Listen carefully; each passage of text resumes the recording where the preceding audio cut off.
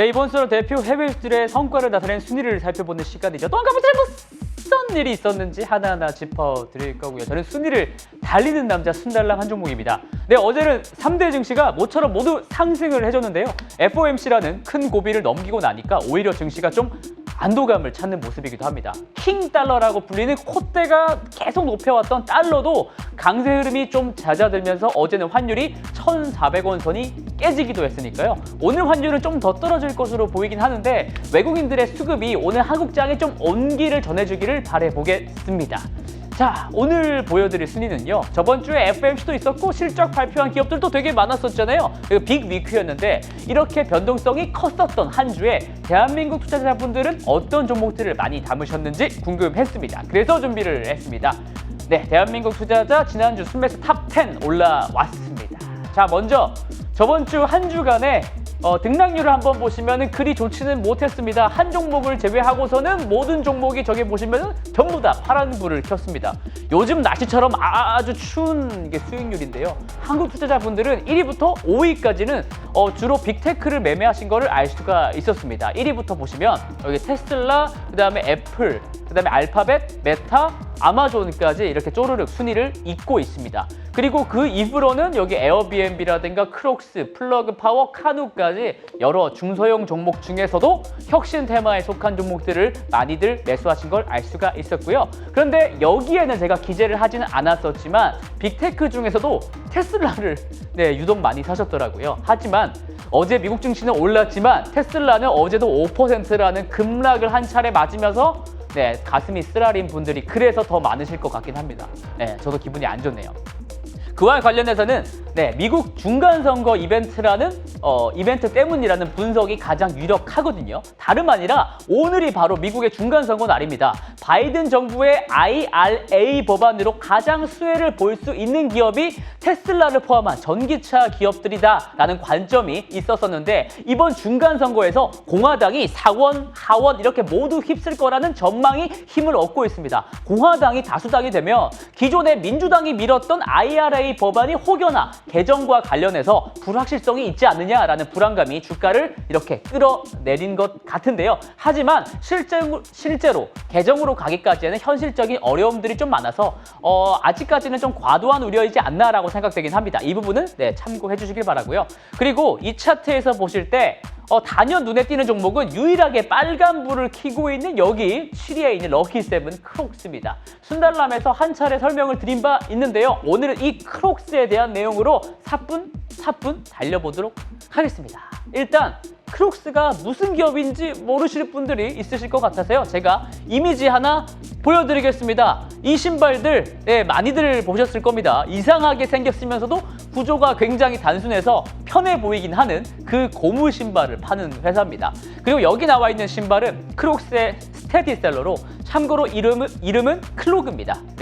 이 클로그를 중점적으로 판매하는 신발 회사가 크록스인 거죠. 크록스가 파는 물건은 별반 이렇게 대단해 보이지 않을지 몰라도 주가는 그렇지가 않습니다. 크록스의 최근 3년간 주가 추이를 한번 같이 보시죠. 우선 2020년 3월 저기 밑에 보시면 있죠? 2020년 3월에는 코로나 팬데믹이 터지면서 여지없이 주가가 급락을 했었지만 이때부터 크록스의 진면목이 발휘되기 시작했습니다. 오히려 팬데믹 수혜를 이렇게 계속 입게 됐던 건데요. 일단 신발이 편하잖아요. 그러니까 코로나로 재택근무를 하게 될 때 이 크록스가 엄청난 히트를 친 겁니다. 미국 사람들은 집에서도 신발 신잖아요. 근데 집에서 일할 때 그리고 일하다가 잠깐 라면 같은 거 사러 나갈 때 비싸고 불편한 신발 신을 필요가 없지 않습니까? 그리고 코로나 방역 의료진들도 병원에서 크록스를 많이들 신었다고 합니다. 거기다가 MZ세대, Z세대들이 이 크록스를 애용하게 되면서 일종의 트렌드가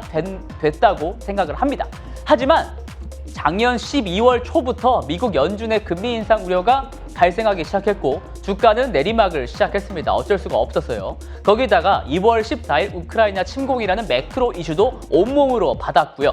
그래서 주가는 큰 하락을 면치 못했는데요. 게다가 크록스에게는 한 가지 개별적인 이슈가 하나 더 있었습니다. 여기 보시다시피 2월 17일에 또 다른 신발 브랜드인 헤이듀드라는 기업 인수를 단행했던 겁니다. 그리 싸지 않은 가격에 기업을 인수를 했기 때문에 단번에 크록스의 현금 사정은 어려워졌고요. 부채 비율은 급등했습니다. 원래 본인들이 갖고 있던 현금으로 자사주를 좀 해왔었던 게 크록스인데 현금이 없어지니까 자연스럽게 자사주는 당분간 중단이 됐었고요. 이게 투자자들의 매도 심리를 키웠습니다. 더군다나 부채 비율이 높다는 것은 요즘같이 금리가 인상하는 시기에는 비판적인 투자자들로 하여금 빌미를 주는 아주 중대한 요인이거든요. 그래서 주가 흐름이 올해 하반기를 시작으로 해서 되게 지지부진했었다는 겁니다. 근데 이때부터 올해 하반기를 시작으로 최근 이렇게 반등이 나오고 있다는 점, 상승 채비를 하고 있는 것처럼 보인다는 점에서 순달람에 좀 이목을 끌었는데요. 과연 이런 상승세가 지속될 수 있을지 오늘 한번 제대로 살펴보겠습니다. 그렇다면 먼저 크록스를 눌러왔던 주된 우려에 대해서 짚어보겠습니다. 아까도 잠깐 설명을 드렸지만 높아진 부채 비율과 금리 환경에 대한 겁니다. 왼쪽 표를 보시면 이게 크록스의 부채 비율입니다. 총 부채를 에비타 영업이익 비슷한 개념이에요. 총 부채를 에비타로 나눠본 건데요.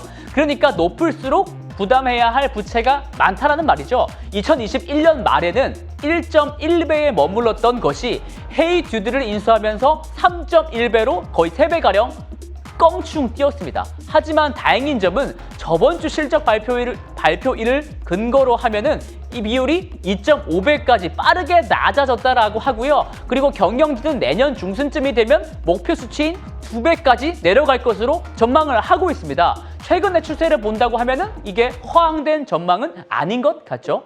더군다나 오른쪽 표 이거 한번 보시면 이게 크록스의 가중평균 조달 비용을 나타낸 표인데요. 그러니까 크록스가 채권이나 주식을 통해서 자본을 조달할 거 아닙니까? 그걸 자본을 조달할 때 그 연간 비용이 얼만큼 되는지 나타낸 겁니다. 높을수록 부담하는 비용이 큰 거겠죠. 그런데 작년 4분기부터 빠르게 이 비용이 줄어들고 있다는 말입니다. 이 비용이 줄어들고 있다는 말은 채권이랑 주식으로 자본 조달할 때 그 조달 비용이 낮아졌다는 말입니다. 지금은 이 정도밖에 안 되는데 이게 이 선이 10년 평균치거든요. 이 10년 평균치보다 낮다라는 걸 알 수가 있습니다. 그러니까 이자 부담에 따른 현금 소진 가능성 이런 건 아직 기우일 수 있다고 생각되는 부분입니다. 하지만 이런 우려불식만으로는 주가 상승의 지속성을 설명하기에는 부족하죠. 크록스가 대단해 보이는 것은 저번 주에 발표했던 3분기 실적에서 찾을 수가 있었습니다. 그 내용은 지금 바로 떴네요. 한마디로 말하면 이런 시장에서 어닝 서프라이즈를 냈다는 것입니다. 우선 크록스는 여기 위에 크록스는 전년 대비 무려 57%라는 성장을 보였습니다. 고환율이라는 부정적 효과를 덜어내게 되면 63%까지 올라가게 됩니다. 그리고 올해 2월에 인수했던 헤이듀드 브랜드도 현재 미국에서만 판매를 하고 있는데 전년 대비 약 90%의 성장을 보였다는 점이 괄목할 만합니다. 그러니까 인수할 만했네, 헛돈 쓴 거 아니네 라고 투자자들한테 설명할 수 있는 논거가 된다는 거죠. 또 더 중요하다고 제가 생각했던 부분들은 바로 여기 아래에 제가 벤 다이어그램으로 기재를 해봤습니다. 먼저 여기에 이 그래프부터 보시면 이게 대륙별 매출입니다. 현재는 북미에서 62%, 60% 이상의 매출이 나오고 있는데 앞으로는 여기에 있는 파란색 아시아 매출 비중이 빠르게 늘어날 거라는 점이 매출 확대의 지속 가능성을 내포하고 있고요. 또한 가운데 디지털 도입률, 오른쪽에 보시면 직판매 비중이 있거든요. 디지털 도입률과 직판매 비중이 점차 상승하고 있다는 점인데 이 부분도 반드시 알아야 됩니다. 왜냐하면 오프라인 도매상을 거치지 않고 온라인으로 직접 판매하는 비중이 늘어나고 있다는 말인데 이렇게 되면 회사 입장에서는 당연히 마진이 더 올라가는 효과를 보게 되는 겁니다. 여기서 끝이 아니에요. 실적 발표에서 제일 놀라웠던 부분은 바로 크록스의 가이던스였습니다. 가이던스가 뭡니까? 앞으로 우리 회사가 얼마 정도 벌 것 같아 이렇게 투자자들한테 공표를 하는 건데요. 그런데 크록스는 요즘같이 어려운 외부 환경 속에서도 실적 예상치를 상향했습니다. 매출과 영업이익 그리고 주당 순이익까지 모두 다 올렸는데요. 크록스처럼 이렇게 가이던스를 상향해서 발표하는 회사는 요즘 거의 찾아보기 힘들다는 점을 아셔야 되고요. 더군다나 의류업체들은 제 기억으로는 더욱이 없었던 것 같습니다. 보통 물가가 오르고 가정 형편이 어려워지면은 의류비부터 줄이는 거를 생각하시면 이해가 빠르실 것 같습니다. 그런데도 크록스는 기존에 예상했던 것보다 올해 영업이 더 잘 되고 있다는 거죠. 그렇다면 말이죠. 크록스가 이렇게 잘 나가는 이유가 대체 뭘까요? 솔직히 저도 말이죠. 이 크록스 신발이 왜 인기가 많은지 잘 모르겠더라고요. 미국 현지에서도 저 같은 사람이 많아서인지 왜 인기가 있을까? Why are Crocs so popular? 이렇게 왜 인기가 있을까라는 유튜브 분석 영상도 많더라고요. 그런데 크록스를 즐겨 신는 사람들 의견을 들어보니까 이게 신으면 진짜 편하다고 하더라고요. 하지만 그걸로는 설명이 좀 부족하죠? 그런데 여기 오른쪽 그림 보시면 여기 조그맣게 제가 표시를 해놨는데 여기 파란색 조그맣게 액세서리 같은 게 붙어 있죠. 이 크록스 신발 구멍이 되게 여러 가지 있지 않습니까? 이 구멍에다가 일종의 참들을 부착할 수 있다고 합니다. 이걸 크록스에서는 지비츠라고 하는데 이 지비츠 매출도 저번 상반기 기준으로 3분기 기준으로 50%가 매출 성장을 했고요. 그리고 이 참이 종류가 어마무시하게 많고 이런 참들을 여러 개 구성을 해서 조합을 해가지고 나만의 신발로 재구성할 수 있어서 인기가 되게 많다고 합니다. 그런데 사실 이거 반짝 인기 아닐까요? 그런데 이런 인기는 미국에만 국한된 것도 아니고 또 반짝 인기가 아닌 게 바로 포인트입니다. 제가 구글 트렌드로 크록스에 대한 검색량 추이를 한번 찾아봤습니다. 왼쪽 그래프를 한번 보시면 되는데요. 최근 5년 동안 전 세계인들이 구글에서 크록스라는 키워드를 검색한 횟수 추이입니다. 계절별로 좀 차이가 있긴 하지만 중요한 것은 장기적으로 상승 추세가 명확하다는 겁니다. 5년 전보다 4배 가까운 전 세계 인구가 크록스에 대한 관심을 더 보이고 있다는 말이 되겠습니다. 그리고 오른쪽 표를 보시면 이건 최근 3달간 크록스에 대한 구글 검색량을 국가별로 나눠본 겁니다. 대단한 점은 선진국, 신흥국 너나 할 것 없이 거의 모든 대륙에서 골고루 크록스가 인기가 많다라는 것을 알 수가 있었습니다. 라틴 아메리카, 유럽, 동남아, 아프리카 각가지 대륙에서 크록스를 검색을 하고 있다라는 말이죠. 그 말인즉 크록스에 대한 인기는 추세적이고 글로벌이다라는 점입니다. 인기의 지속성이 그래서 있다고 생각을 하고요. 그리고 그 인기가 지속될 수 있다는 논리는 여기서 더 보충을 할 수가 있습니다. 파이퍼 샌들러라는 투자은행이 있는데요. 이 투자은행에서 매년 발표하는 자료 중에 미국 10대들을 대상으로 선호하는 브랜드가 무엇인지 설문조사를 하는 자료가 있습니다. 그러니까 10대들이 어떤 브랜드를 좋아하는가를 나타내는 그런 설문조사라는 거죠. 근데 10대들이 어떤 브랜드를 좋아하는가를 보는 거는 중요한 의미가 있습니다. 왜냐하면 소비 브랜드들의 매출 성장과 그 지속 가능성을 가늠하게 해주는 소중한 지표라고 생각을 하기 때문에 그렇습니다. 왜냐하면 이 10대들도 나중에 나이를 먹게 될 거고 주력 소비층으로 자리 잡게 될 텐데 이들이 10대 때 쓰던 브랜드들을 나중에도 익숙하고 친밀하게 느낄 가능성이 크기 때문이죠. 저도 10대 때 노스페이스 많이 썼는데 지금도 친숙하거든요. 네, 그런 겁니다. 이 설문조사에서 나온 데이터들 중 제가 재밌는 것들을 몇 가지 추려봤습니다. 먼저 14,500명을 대상으로 한 조사이고요. 이들의 평균 나이는 15.8세. 그러니까 이게 만 나이니까 한국 나이로는 한 고등학교 2학년쯤 되겠네요. 이들이 뽑은 최고의 신발 브랜드는요. 나이키가 압도적으로 1등입니다. 60%. 나이키는 이길 수가 없네요. 그리고 5위에 크록스가 랭크되어 있습니다. 작년에는 6위였는데 이게 올라가서 탑5 안에 들게 된 거고요. 사실 컨버스와 반스는 근본 있는 스니커즈 브랜드들이고 크록스는 특이한 신발인데도 이런 순위를 보였다는 게 그 인기를 방증한다고 생각합니다. 참고로 크록스의 또 다른 브랜드 아까 나온 헤이 듀드는 여기서 없지만 7위를 기록했습니다. 그러니까 탑10 안에 크록스 브랜드가 2개나 들어가 있다는 점이 포인트고요. 그리고 또 주제를 잠깐 벗어나서 재밌는 것들을 한번 짚어보겠습니다. 미국의 10대들은 환경이나 여기 인종차별 같이 이런 이슈를 굉장히 좀 중요하게 여기더라고요. 그래서 ESG 투자가 앞으로 10년, 20년 뒤에는 더 강한 트렌드로 자리 잡지 않을까라는 생각도 들긴 합니다. 그리고 여기 스트리밍 플랫폼, 동영상 플랫폼으로는 넷플릭스와 유튜브를 선호하는데 유튜브보다 넷플릭스를 더 많이 본다는 게 좀 의외였습니다. 그리고 SNS로는 여기 틱톡을 가장 많이 사용을 하고 인스타그램 인기는 시들한 게 또 눈에 띄네요. 메타의 미래가 쉽지 않다는 점을 여기서 증명하는 것 같기도 합니다.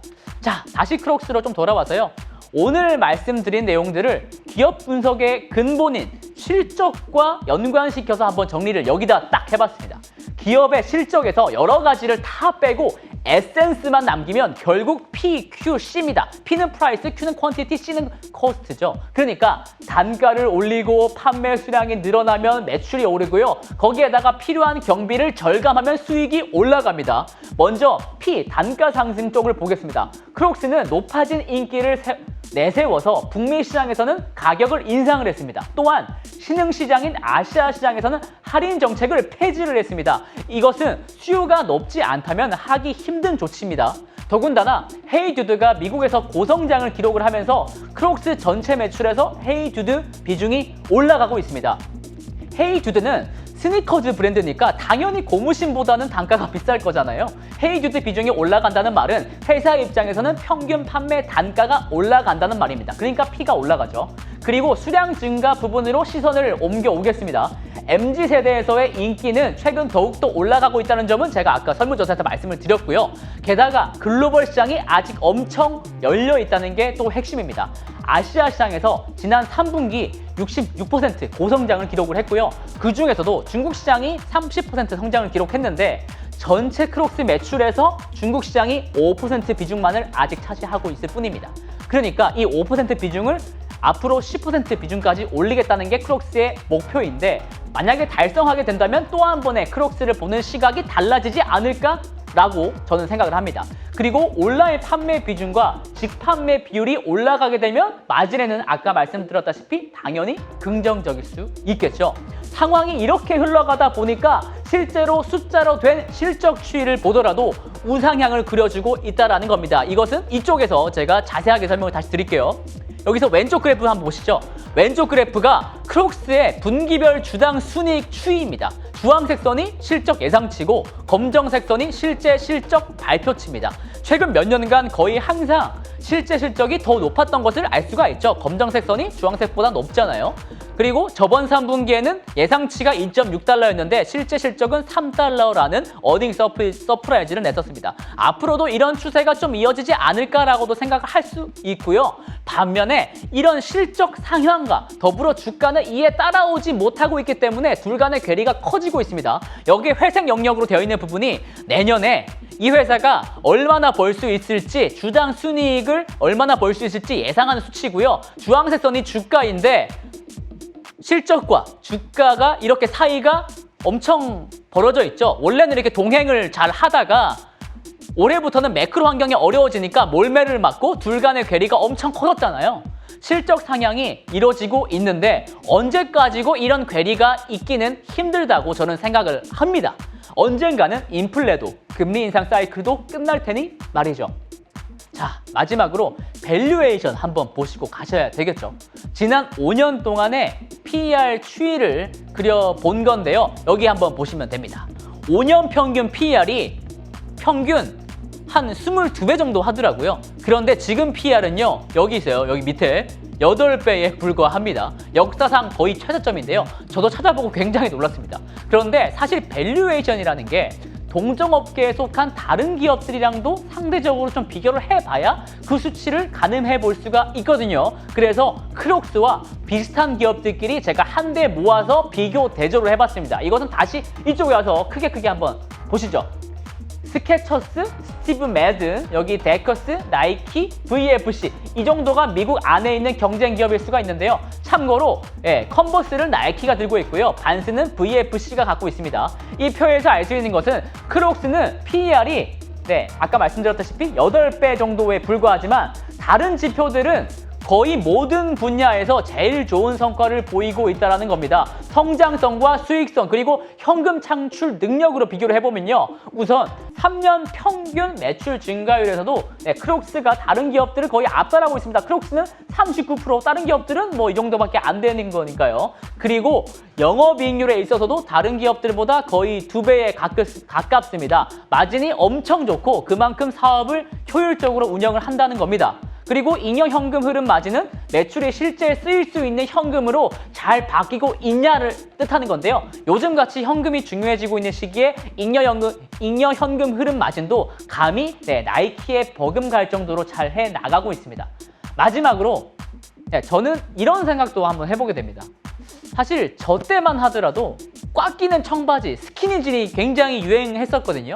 근데 요새는 펑퍼짐하고 편한 바지들이 대세잖아요. 근데 뭐 이런 측면에 있어서 크록스도 엄청 편하기도 하고요. 더군다나 인플레 시기에는 유리한, 저렴한 제품이라는 포지션이 확실히 요즘 같은 때에는 더 유리할 수 있겠다고 생각이 들기도 합니다. 시장 상황이 어떻든 성장하는 기업은 반드시 나온다고 저는 그렇게 믿고 있고요. 앞으로도 그런 성장주들을 찾기 위한 여정들로 저는 또 다음 주에 열심히 달려보도록 하겠습니다. 이상 순달람이었습니다. 호잇!